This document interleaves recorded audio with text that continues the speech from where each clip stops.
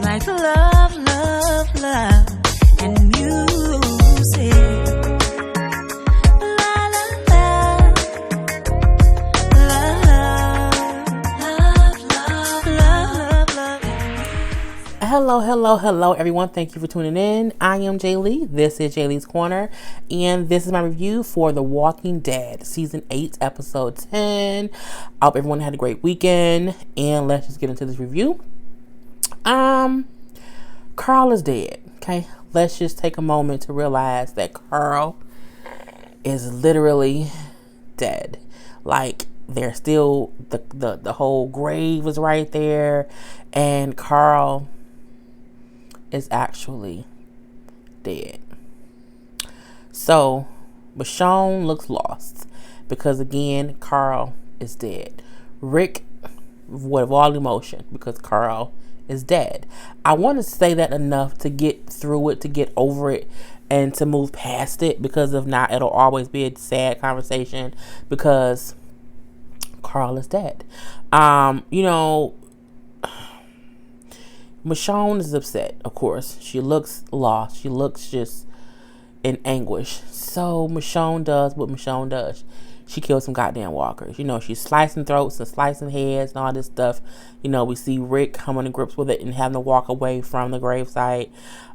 We see how she goes to their old house and she sees handprints on the porch that are Judith's and Carl. So she's realizing these little things that he did before he passed away, because that wasn't there before, I don't think.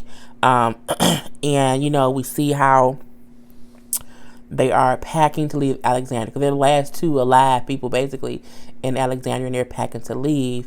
And as they're like getting to the car and everything to go, she looks back at like a gazebo that Carl used to sit on the roof of or whatever, and she's like, he used to sit on the roof and the thing is on fire. And I'm like, fuck that gazebo. But nope. Rick and Michonne tried to grab fire extinguishers and put the gazebo fire out as zombie walkers are coming to eat their goddamn brains. Zombie walkers eating their brains.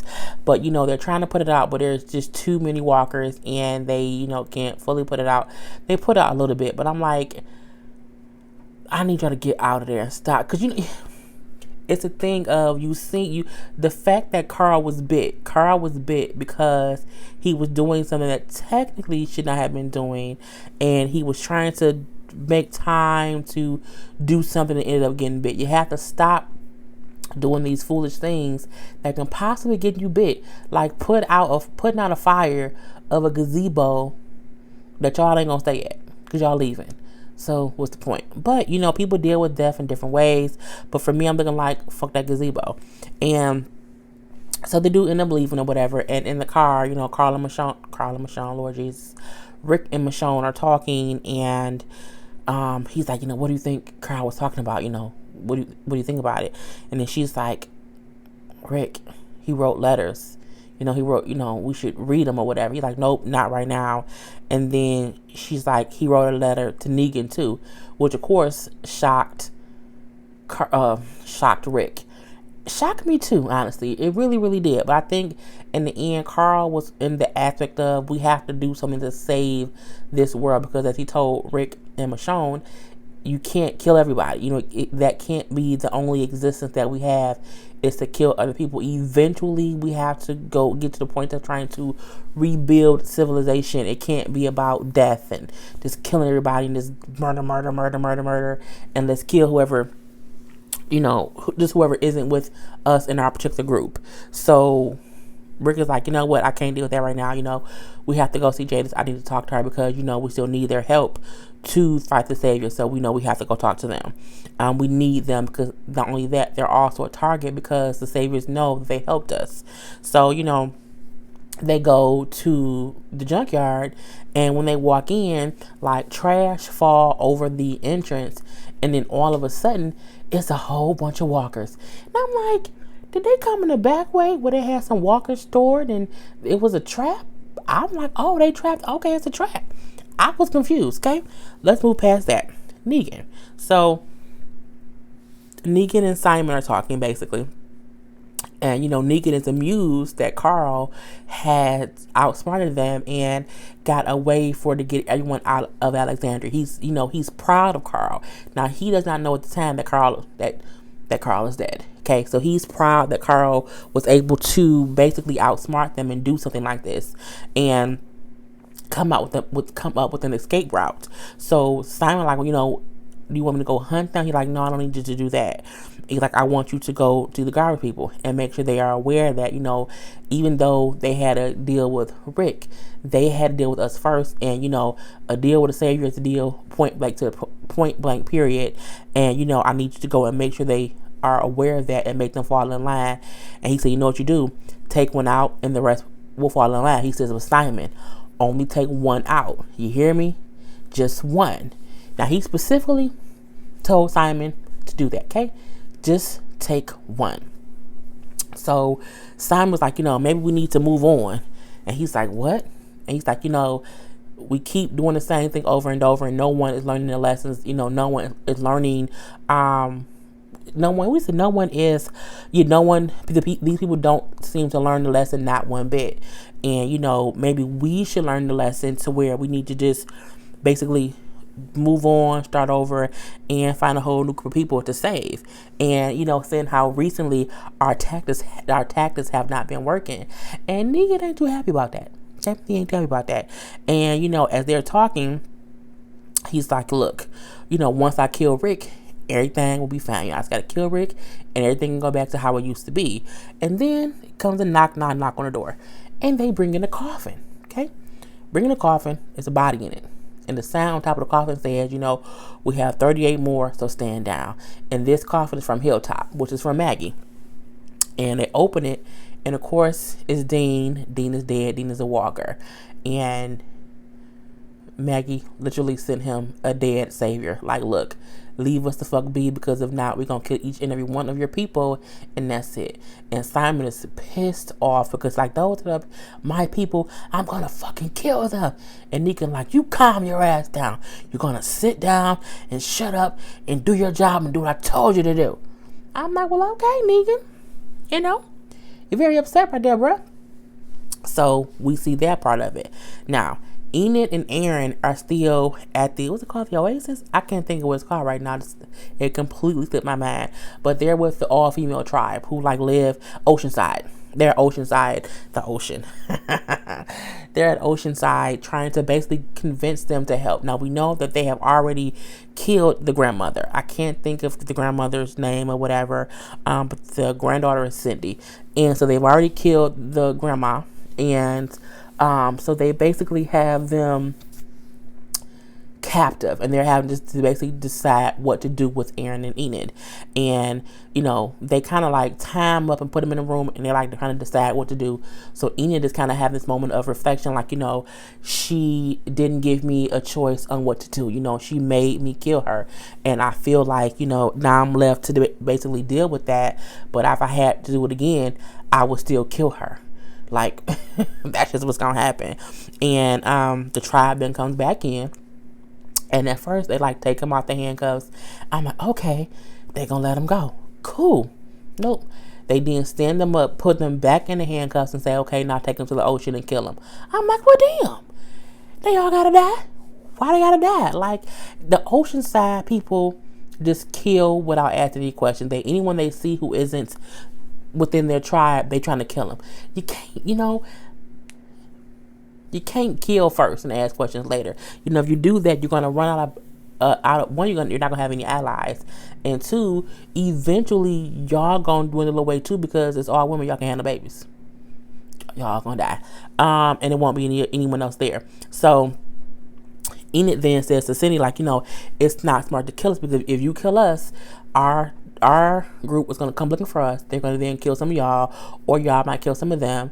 And then if you do that, more are going to come back, and they're going to eventually kill all of y'all. So, that's just not smart. And, because we will eventually wipe y'all out. She said, don't make the same mistake your grandmother got herself killed. Don't make that same mistake. I said, well, damn, that's kind of true. It is kind of true. And let's just call it a spade a spade. So, Cindy then says, okay, fine. They can live. Untie them, take them to the ocean, and let them go. And, just when y'all get out of here, don't ever come back. Like, stay the fuck away. And Enid then says, like, you need to just stop trying to kill people. You can't just kill whoever. You can't just be killing strangers. She's like, we know the difference between friends and enemies. You need to learn to do the same thing. She's like, whatever, just, don't ever come back. And I feel like they are so isolated there at Oceanside that they don't even realize that they are, probably the most vulnerable, because they have no allies. So if someone comes hunting them or hurting them, like if the saviors come to hurt them, you don't have anyone to help you, and you will probably all die, like in real life. So, that's one thing that is kind of weird. So, Aaron then decides like he's not going to leave. He wants to stay to try to convince them to come and help with the fight. And even like they're not going to change their mind. They're not going to even allow you to come back in there. You can't go back. If you go back, they're going to kill you. And he's like, I'm not going to go back there. Meaning he going to, I guess, stay next to the trees by the ocean. I don't know. But he going to just stay there. He tells Enid to go back to Hilltop to let Maggie know, that he's working on it, but also to advise Maggie to not come there, just to not cause any more issues or whatever. And, Enid says, okay, she'll go back, and it is what it is. So that was kind of cool thing to see. We then see Simon, okay? And Simon had an assignment. Simon's assignment was to go to Jadis, to the dumpster people, and basically let them know they have to still have a deal with the saviors. He gets there and he's like, we basically wanted an apology. We know you had a side deal with Rick, and even though you had a deal with us and that wasn't right, so we want an apology. And whatever. Jada says, there was no deal with Rick. We was bringing you Rick and you shot at us. I'm looking like, oh, you little sneaky little minx. Because from the outside looking in, she can't argue that, because again, all you saw was her walk up with Rick. It didn't technically mean that she was on the side. It could have been a double cross. But again, as she said, y'all thought she was, so y'all don't know what it was. But I'm like, she was smart to say that. And he's like, bullshit.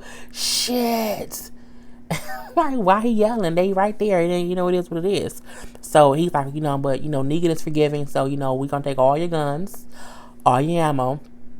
And, you're going to have to live with that. And they're like, well, no, we need stuff too.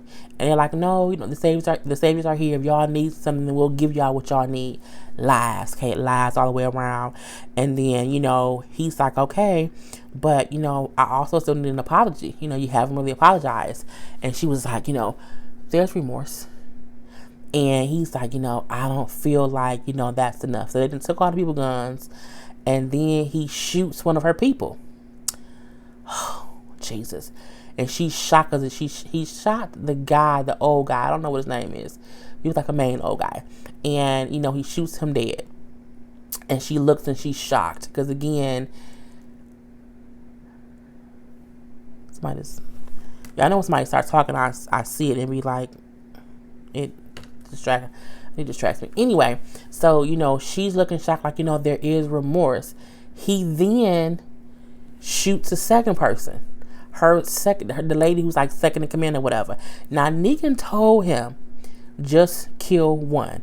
Just one. He said that specifically. He repeated it. Just kill one. Just kill one. Just kill one. Simon didn't kill two. And when he did that, Jadis for the first time said more words than I ever heard say in one sentence. She said, there is remorse, you son of a bitch. I said, now that's the whole goddamn sentence. Girl, it's the whole sentence. And when she said that, she kind of like jumped on him a little bit, knocked her paint over. And she was very emotional because she was pissed off that you just killed like my top two people. And he was like, that's it. What did he say? Like, shoot them all or shoot them up? Or he basically said shoot up the place. And then they killed everyone except Jadis. Shot them all dead. And she just kind of looked on in horror because they were shooting around her. And I'm like, Negan told you, just shoot one. And you shot all of them. So we then see him going back to the compound and Negan coming out saying, how did it go? And he said, it was great. There was remorse. Technically, your ass lied. technically you told a bold-faced ass lie, because you know if Negan find out that you killed all of them, he's gonna fucking kill you. He's gonna beat you with the bat. He's gonna beat you with Lucille. He's gonna beat your fucking face in. I can't wait for it to happen. Honestly, truly, I can't. And as that is happening, someone comes out to him and says, "Hey, someone's on the walkie-talkie for you. Is Rick?" I'm like, Rick calling him? Okay, because they ain't got cell phones. I do wonder what year this is supposed to be in, because no one has any cell phones at all. But I guess if you did, even you couldn't really use cell phones because of the towers.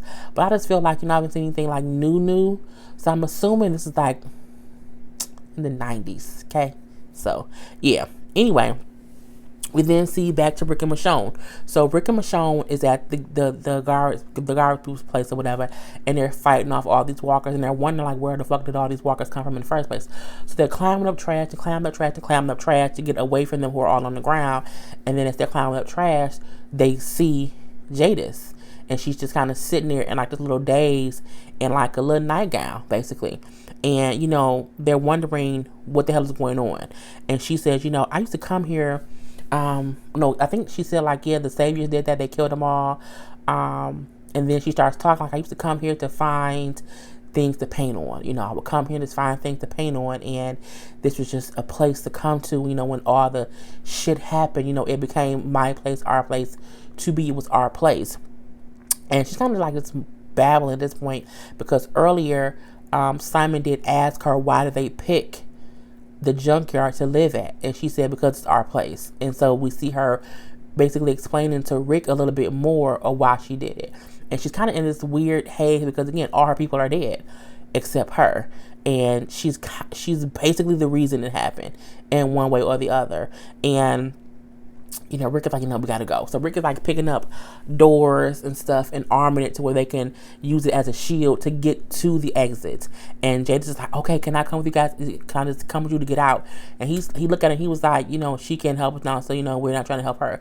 And I feel like damn, Rick, really? But at the same time, if you think about how many times they have double crossed them, it makes sense. Like we've asked you for help against the people who killed all your people, and you kept siding with them. Like you kept doing everything we told you that you shouldn't do, and because of you doing that, all of your people are dead. But at the same token, that's also the reason why Rick's people sometimes are in trouble, because Rick won't let this go, and he kind of just keeps fighting.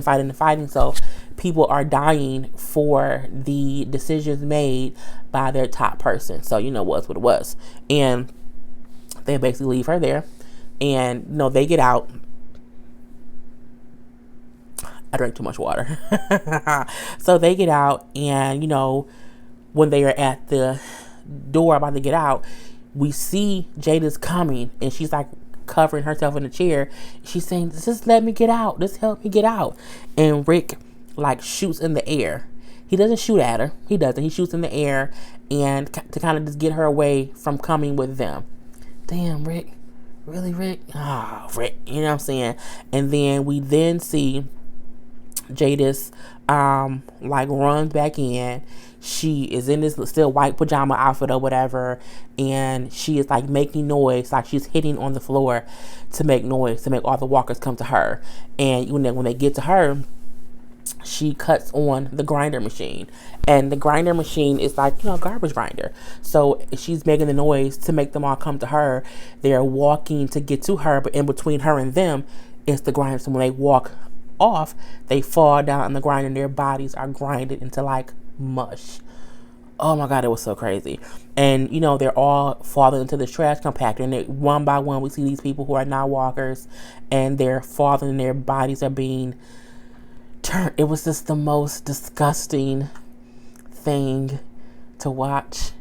It was fucking amazing, but it was fucking disgusting at the same damn time. So because their bodies are being mushed into this mush stuff.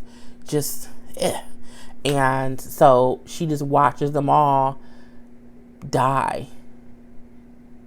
Basically, it was horrible, so sad, And then when they're all done, like being turned into mush, she's just laying on the floor of the compactor thing, because everyone she knew is now mush. And then she kind of just walks away, opens up a little drawer, opens up a box that says applesauce, and sits down and eats some applesauce. Yep.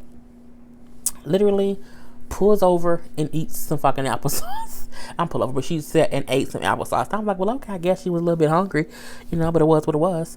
But I think it was even poignant to mention when she was talking to Rick, her whole voice was different. She was no longer Jadis. She was whatever she was before they became the trash people or whatever. It was, it was kind of cool. So we then see Rick and Michonne, of course, driving away, and then he said, I didn't have a choice, I didn't want to leave her for dead. I didn't want her to come with us, with that what Carl was talking about. It was just a whole thing with him saying like he wasn't trying to leave her for dead. He just did not want her to come with them. And, he's kind of having a moment of reflection, thinking, damn, I know she's alive. I saw her run away. She got away. That's why I shot above her head. I wasn't trying to kill her or whatever. And, Michonne like, okay, it's okay. It's okay. So they do a pull over. And he's like, I need a minute. So he takes the letter that Carl wrote to him and that Carl wrote to Negan, and he's reading them. We then see him basically radio Negan. And, he's just saying how, Carl's dead. It's all your fault. Not it's all your fault. Carl's dead. And, he wrote a letter to both of us. He wrote a letter to you and to me, basically telling us both to stop. And, with him being dead, I can't stop. And you're dead. And Negan is honestly heartbroken and sad to hear that Carl is dead. Where he says, how did it happen? Did we do it? Was it the bombs? He thought that he did it, and that's why Rick was calling him. And then he's like, no, it wasn't you. He was out trying to help someone, and he got bit. Carl got bit. It was just his voice. And, Negan's like, I'm so sorry that it happened. Him, that kid, he was the future, man. I had plans for him. I wanted him to be a part of this, But he said, but Carl is dead because of you. He was like, because you weren't there to stop him from doing something stupid, because you won't let this whole thing go and you won't let me help you. He then says, I killed your friends to show you that you should just stop and let me save you. And I'm looking like, well, you can't go killing people for that reason, and you can't do that. This is not nice. But he was just saying how if you would just stop doing things stupid, and you failed as a leader, you got your people killed because again you won't let this go, and you also failed as a father because you weren't there to protect your son. Like, you really should just give up because you've already lost. And that was the whole conversation basically. And that was the end of the episode. But I feel like Negan telling Rick those things were true and false. I felt like it's a war going on. It's a battle. And even if Rick was there to stop Carl from going out to help Sadiq, he could have died in another way, simply because you're at war with each other. I think if they weren't so worried about not being able to trust other people, Carl would not have been sneaking to help Sadiq, because his father would not have been so adamant against helping the stranger who could be a savior. So I think at the end of the day, it's a lot of people's fault that Carl got killed, even Carl's own fault, because he was so much of his own person that he would just go out. What am I doing, Lord Jesus? He would just go out and do things on his own. So in a way, Carl got himself killed. In a way, it was Rick's fault. In a way, it was also Negan's fault. In a way, it was everyone's fault because everyone was fighting. Hence, Carl's idea that this can't just be us consistently fighting with each other. It has to be something different, because if not, everyone would just end up dying like me. You know what I'm saying? So, and that's what I thought of the episode. But anyway, that was my review of The Walking Dead. I hope you guys enjoyed. I am ready for the next week's episode. We get to see Father Gabriel. Because I'm wondering where other people are too. That, for this is only episode 2 of the new season. But I think more interested in these first 2 episodes than I was in some of the episodes from last season. And excited to see where the show is going this season. So, as always, be sure to drop your comments below. If you have not done so already, please take a moment to subscribe to my channel because you love me and you know you do. And other than that, have a good evening. And I'm Jay Lee. This is Jay Lee's Corner. Peace.